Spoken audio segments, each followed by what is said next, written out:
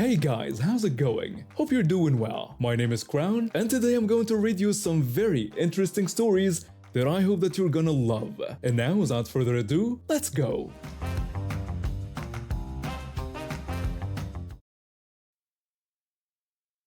So before I dive into this story, I should mention something important. I have a mild form of Tourette syndrome. It's nothing too bad. Mainly just some muscle tics and twitching, especially in my hands and arms. I never had any verbal tics, thankfully, so I didn't have to deal with constant teasing in school. Still, people would sometimes notice the twitching, and I was occasionally labeled as the twitchy kid. I got used to it though, it was mostly harmless. Now, on to the story. This happened around 10 years ago when I was still in school. I had this English teacher, and let's just say he was a bit temperamental. He wasn't a bad teacher, but he could be very sensitive. If anyone even suggested that his class was boring, he would react like you had just insulted something deeply personal to him. He really had a tendency to take things to heart. One day, I was in his class working on some homework when I came across a question I just couldn't figure out. Instead of raising my hand and risking embarrassing myself in front of everyone, I decided I'd wait until my free period to ask for help from my resource teacher. So I put my homework away and thought I'd read a Percy Jackson book I had in my locker. I raised my hand to ask if I could go get the book, but as soon as I did, one of my twitching fits started. My hands clenched up and my fingers did that weird clapping thing they do when I'm having a tic. It's strange, but it almost sounds like I'm snapping my fingers. My English teacher noticed immediately, and he didn't seem to like it one bit. He turned sharply, his face red, and stomped over to my desk. Without saying a word, he started snapping his fingers right in my face, mimicking the sound my hand had made. I was completely taken off guard, and he seemed to be furious. The way he acted, you'd think I'd done something terrible. He snapped his fingers at me repeatedly, making a point of it, almost as if he was trying to make me feel like I was beneath him. I just sat there confused, not knowing what to say. When I finally found my voice, I tried to explain that I hadn't snapped at him intentionally. I told him I had Tourette syndrome, that my tics caused the weird clapping motion in my hands. I even demonstrated what had happened with my hand, but instead of understanding, this just seemed to push him over the edge. He accused me of making excuses and told me to go to the principal's office right away. He added that he'd be down there soon to talk about how dehumanizing my behavior had been. I felt my heart drop. He wasn't just angry, he seemed disgusted with me. Terrified, I grabbed all of my stuff and bolted. I didn't even stop at the office like he'd told me to. I just ran. I ran halfway home, then caught the bus for the rest of the way. Once I got home, I went straight to my room and hid under my blankets, cuddling with my cat to calm myself down. I kept thinking about what had just happened, and the more I thought about it, the more scared I got. I started imagining all sorts of things. Maybe I'd be suspended, or worse. Maybe I'd get into serious trouble. A few hours later, I heard the front door open. My mom had come home from work and I could hear her checking the answering machine. A couple of minutes later, she knocked on my bedroom door. She sounded calm when she asked if I had left school early, but I could hear the confusion in her voice. At first, I didn't answer, hoping maybe she'd just leave me alone, but I knew that wasn't going to happen. I opened the door and let her in. I explained everything. I told her about the teacher snapping at me, how I had a tic, and how I'd panicked and run straight home. I expected her to be angry with me, but instead she looked completely shocked. She couldn't believe what the teacher had done, all because he thought I'd snapped at him. She assured me that my condition was documented and she'd make sure the principal knew about what had happened. Hearing that lifted a huge weight off my chest. I realized my mom wasn't upset with me, she was upset with him. It made me feel so much better. The next morning when I got to school, the principal was standing outside greeting students as usual. When he saw me, he gave me a reassuring smile and told me not to worry. Everything had been handled. That was the last I heard of it. As for my English teacher, he didn't speak to me for the rest of the year. He just ignored me completely, which, honestly, was fine by me. I didn't need any more attention from him after that. A little context. I have asthma, and I've had it since I was 3 years old. The smell of strong chemicals like pesticides and detergents triggers my asthma attacks. I always keep my inhaler with me just in case, and over the years, I've learned to manage it well. Now for the story.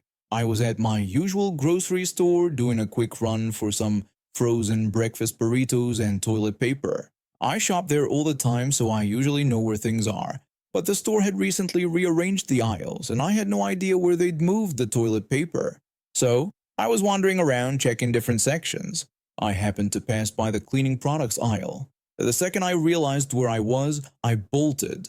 Normally, I steer clear of that aisle because, asthma and all. The cleaning chemicals are basically my kryptonite. When I was making my swift exit, I noticed a woman in that same aisle spraying air fresheners into the air like she was testing them out. She noticed me running off and started yelling for me to come over. I didn't think she could possibly be talking to me. I wasn't wearing a uniform, and I had a shopping basket in my hand, clearly doing my own errands. So, I ignored her and kept walking, focused on my mission to find the toilet paper. But suddenly, I felt a hand grip my elbow. She grabbed me and started yelling in my face, calling me a witch and accusing me of ignoring her. I turned to face her and saw she was standing way too close, with her mask hanging around her chin. She was wearing bright red lipstick that clashed horribly with her whole look. Instinctively, I stepped back, trying to maintain some distance, especially since I'm high risk for getting sick. I quickly asked her to put her mask back on, explaining that I was high risk.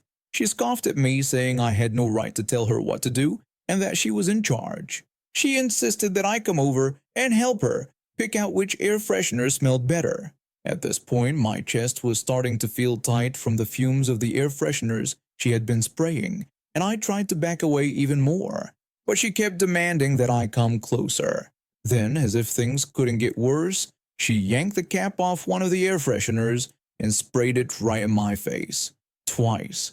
She wanted me to compare the scents, but all I could think about was the fact that I could barely breathe. My asthma attack had fully kicked in, and I dropped my basket, frantically searching my bag for my inhaler.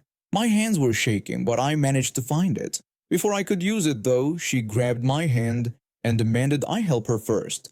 She told me to deal with my drugs later, as if my inhaler was some kind of casual thing I could wait on.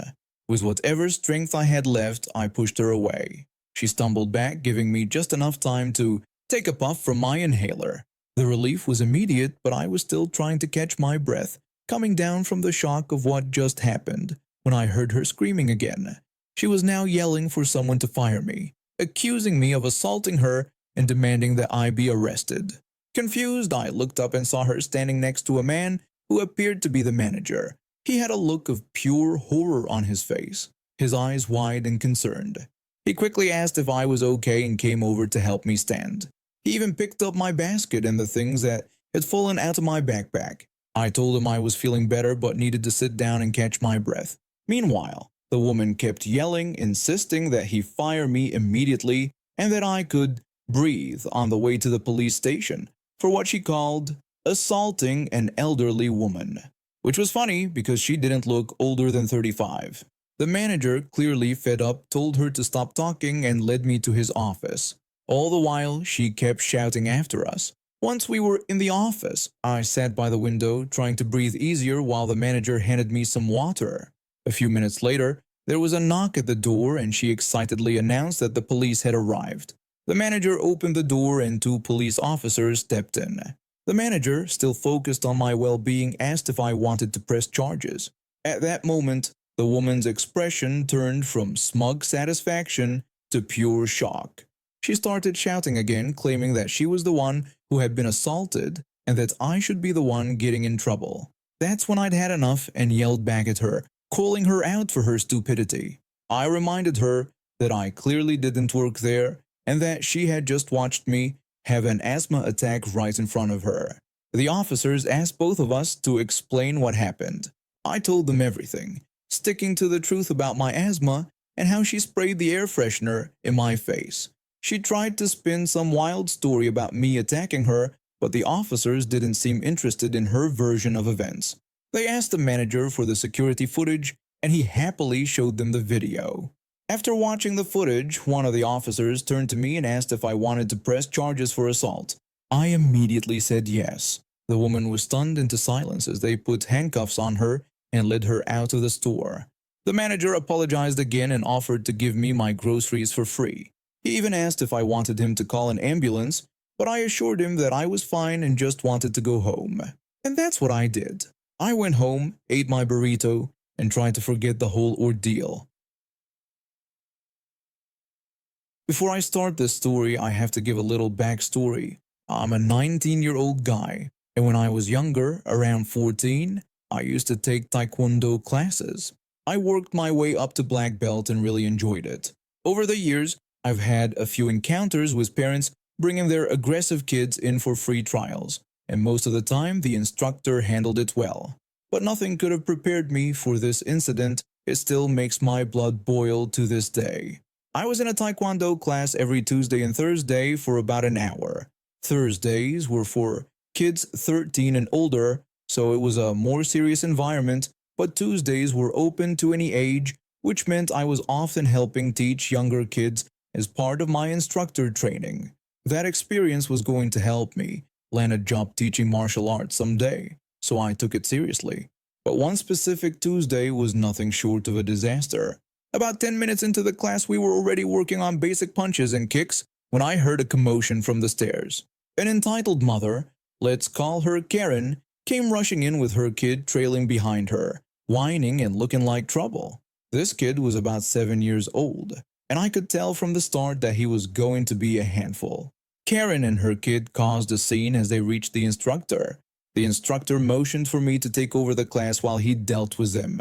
I had no problem with that. I was used to working with the younger kids, so I jumped into teaching a basic punching technique. Suddenly, the kid burst through the door like he owned the place and ran straight for the punching bags at the back of the room. I was crouched down helping another student with their punch when this little terror came over and pushed me. He started punching the bag wildly like it was a game. I stood up, brushed myself off, and calmly told him that he couldn't behave like that with other people around. The kid turned and gave me the angriest look I'd ever seen on a child, and then he shouted at me, calling me a crazy jerk. But it wasn't the word jerk he used. It was much worse. I was speechless, completely shocked at the foul language coming from a kid so young. He just skipped off like nothing had happened, and I decided I'd leave it to the instructor to handle.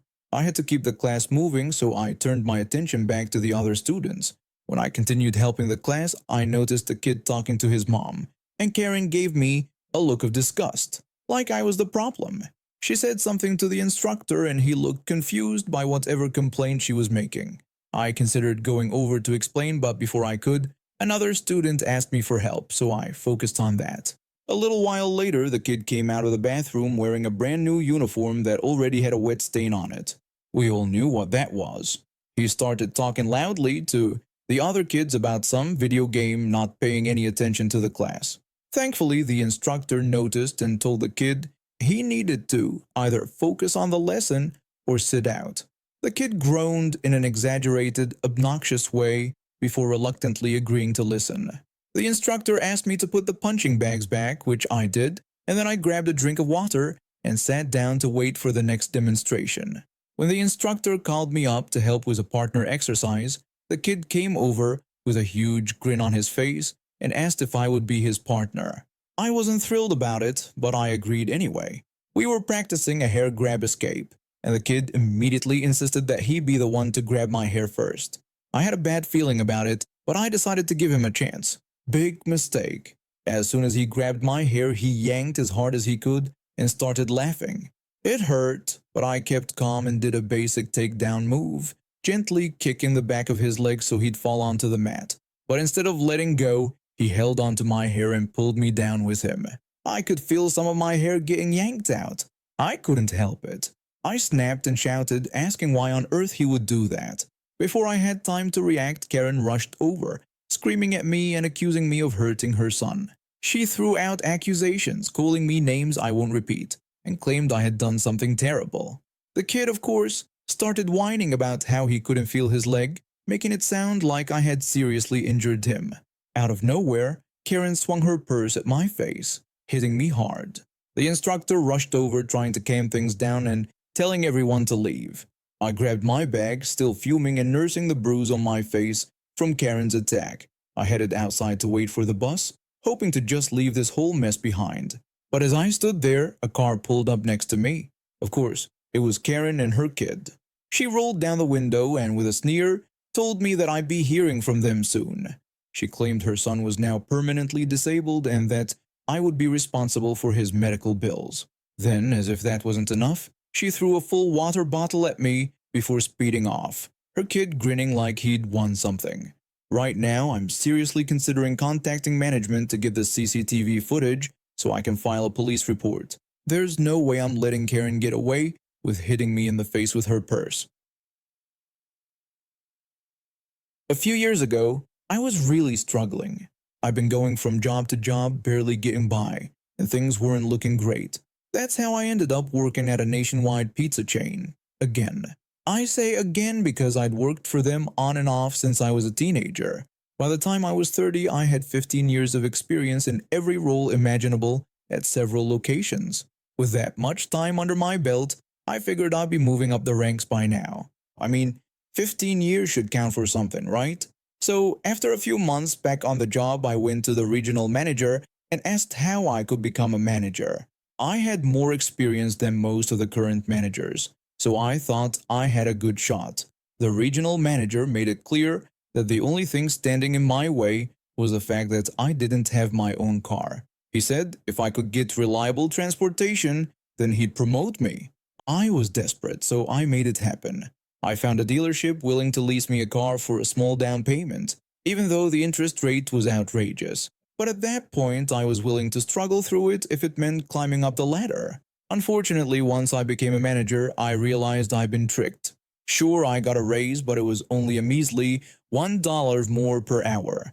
In exchange, I had way more responsibilities. I had to clean the entire store during closing shifts, sometimes staying until 4 a.m., and handle every customer and employee issue. Still, I told myself it was worth it. I wasn't going back to the streets. I had to keep pushing forward. Then came the day that really set things off. Super Bowl Sunday, the busiest day of the year for any pizza place. All the managers were scheduled to come in at 9 a.m. to prep. I've always prided myself on being punctual, so I showed up right on time and got to work. No one else was there yet, but I figured they were just running a little late. By 10 a.m., one of the other managers finally arrived, looking like he had partied way too hard the night before. He was clearly hungover and wasn't any help at all. He just stumbled around the store, making things worse. Then, slowly but surely, the other two managers showed up, each about an hour after the other. By the time we were all finally there, it was already late in the morning and I was beyond frustrated. But I tried to keep it together and do my job. After all, it was Super Bowl Sunday and we had to power through. At some point, the regional manager, Jeff, decided to drop by. Jeff and I had known each other since we were teenagers. We'd both started with the company around the same time, but he hadn't worked in a busy store like ours in years. These days, his job mostly consisted of checking in on different locations and making sure they had everything they needed. But for some reason, on this particular day, Jeff decided he wanted to help out. It was a complete mess. He was dropping food on the floor, putting the wrong items in the wrong boxes, and messing up the delivery routes. He just couldn't keep up, and instead of admitting his mistakes, he blamed us for every single thing that went wrong.